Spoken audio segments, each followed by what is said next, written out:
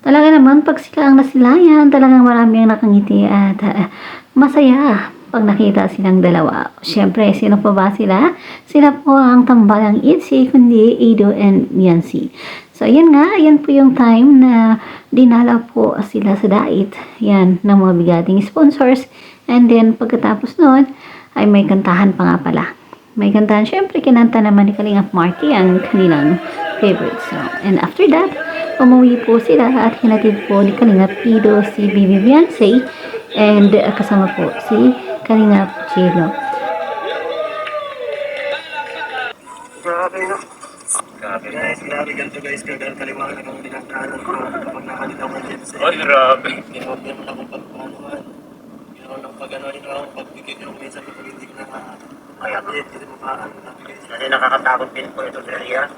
Hindi mo malamang sa bibili guys. Tignan mo guys, kaya pa natin nagawa, wala pang kaya nila ako. Grabe, hindi rin. Tignan mo. Nalimutan pa natin, malayo-layo pa yan, hindi pa lang yun. Adyan, hindi ko pa inumpisan doon. Grabe. Walang kabahay-bahay dito na yan. Puro aso lang. Malayo na kabahay. Ayaw yung bagay na ito na ito.